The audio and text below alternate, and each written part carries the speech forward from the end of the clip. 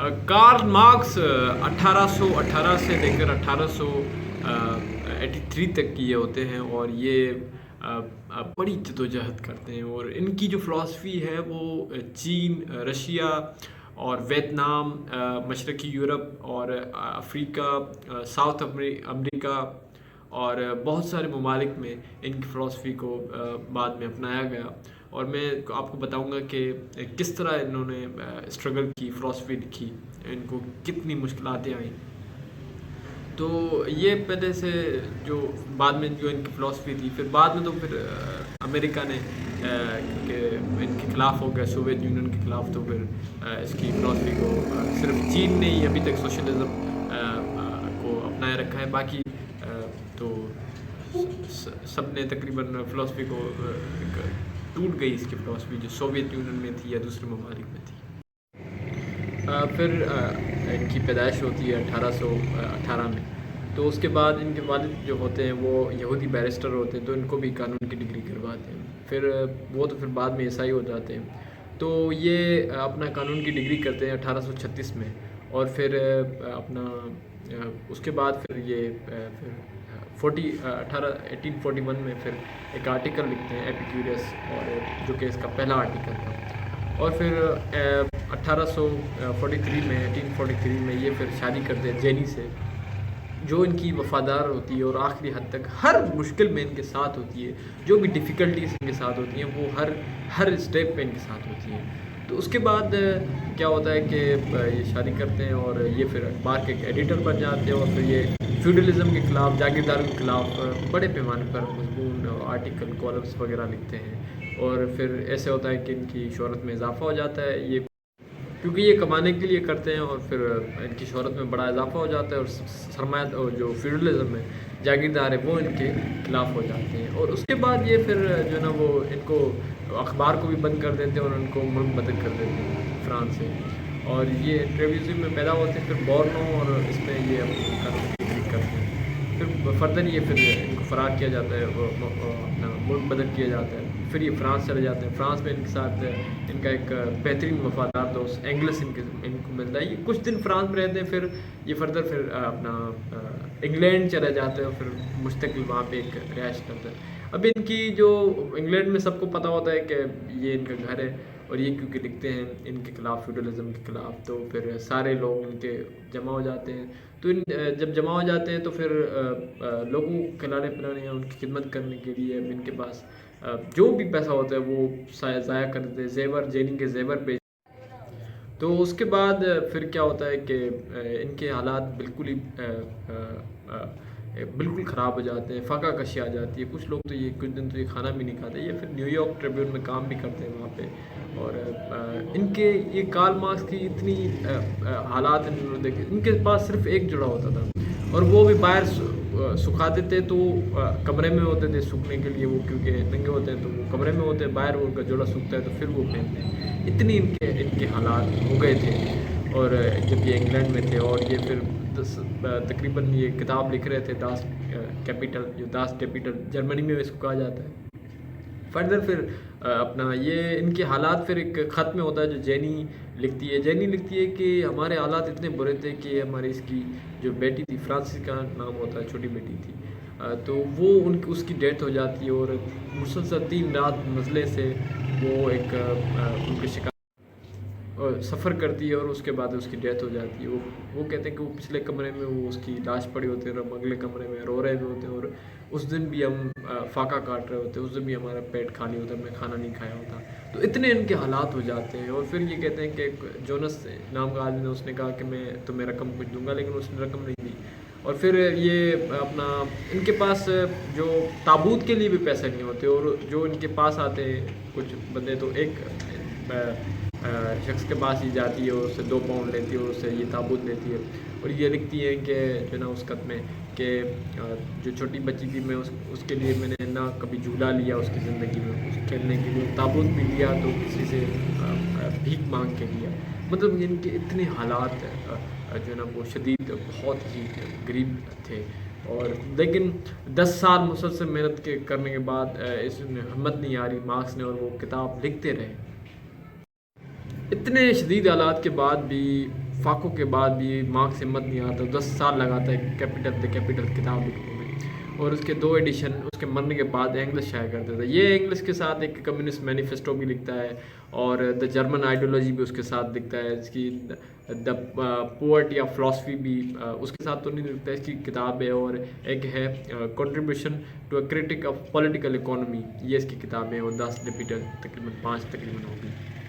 تو یہ ہمت نہیں آتا، اور یہ لگاتار کام کرتا ہے۔ ایک دن آتا ہے کہ 1881 میں اس کی جو ہے جینی اس کی ڈیتھ ہو جاتی ہے، اور یہ شدید غم میں چلا جاتا ہے، کیونکہ وہ اسے بڑا محبت کرتا ہے۔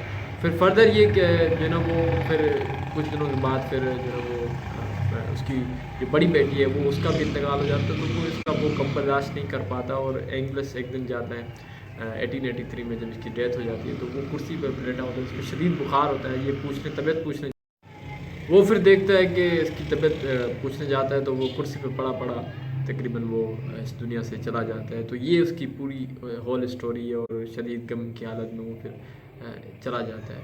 تو آگے میں آپ کو بتاتا ہوں کہ اس کے پھر فردر جو اس کی جو اس نے ہیگل کی جو ڈائلیکٹک جو تھیوری کہہ لیں یا کچھ کہہ لیں، تو اس نے جو مٹیریلسٹ کا یہ بیسیکلی مٹیریلسٹک ہے، اور جو نا وہ فلاسفر ہے، اور وہ وہاں سے بڑا متاثر ہوا، روشن خیال فرانسیسی فلاسفر سے بڑا متاثر ہوا۔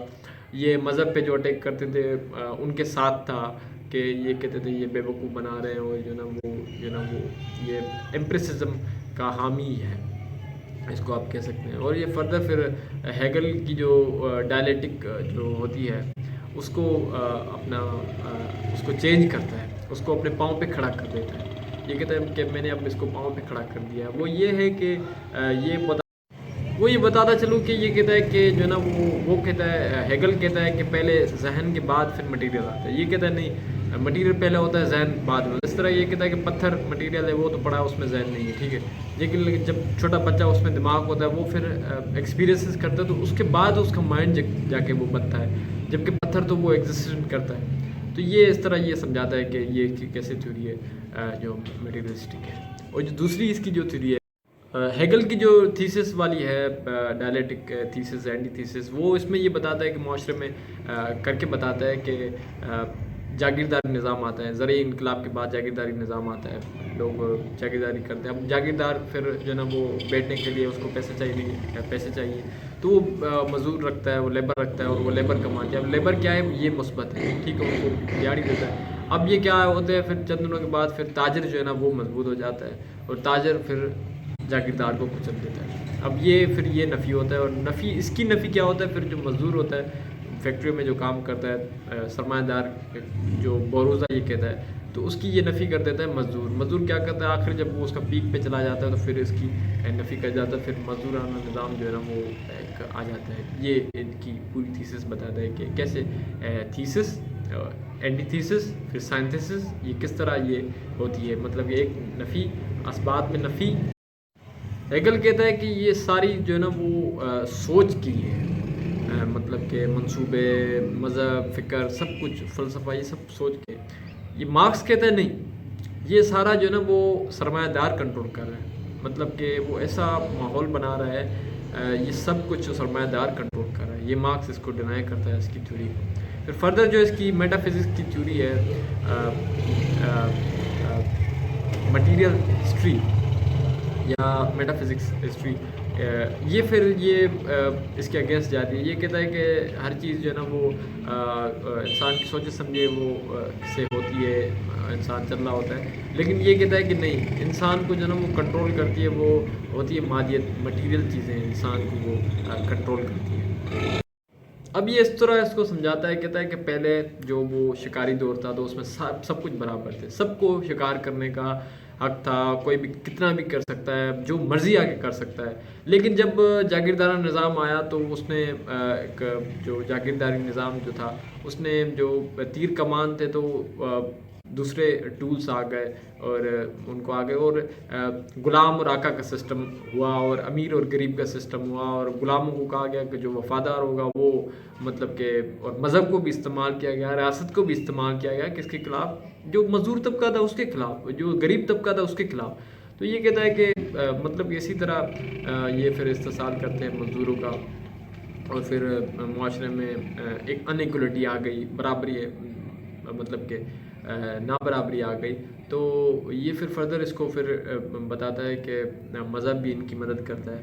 اور پھر جو لوگ ہوتے ہیں مطلب پھر اس میں انیکولیٹی بڑھ گئی، اور جو جاگیردار تھے وہ زیادہ چاہ رہے تھے، تو پھر جنگیں جو ہے نا وہ ایک مطلب کہ ایک جائز قرار دی گئیں، اور مذہب کو اور ریاست کو استعمال کیا گیا، اور مطلب کہ غریبوں کے خلاف. اور پھر جنگیں ہوتی تھی. جب انسان چاہتا ہے کہ میرے پاس اتنا ہے تو پھر میں اس کا بھی اتنا ہوں. یہ کہتا ہے جو بھی جنگ ہوتی ہے نا سیاسی یا وہ مذہبی، بظاہر تو وہ مذہبی جنگ ہوتی ہے، سیاسی ہوتی ہے، لیکن اس کے پیچھے اکانومی کا ہاتھ ہوتا ہے. یہ کوئی بھی دنیا میں جنگ لگے، آپ امریکہ میں یہ سارے ریسورسز چلانے کے لیے جنگیں کرتے ہیں، ان کو کوئی سیاسی یا مذہبی جنگ نہیں ہوتی. یہ اس کانسیپٹ کو کلیئر کر دیتا ہے کہ جو بھی جنگ ہوتی ہے وہ اس طرح کی ہوتی ہے، اور کس طرح یہ انسان جو ہے نا وہ انیکولیٹی میں آ گیا، اور پھر رول کرنا چاہ رہا تھا زیادہ، مطلب میرے پاس ہو، اور پھر معاشرے میں یہ انیکولیٹی بڑھ گئی.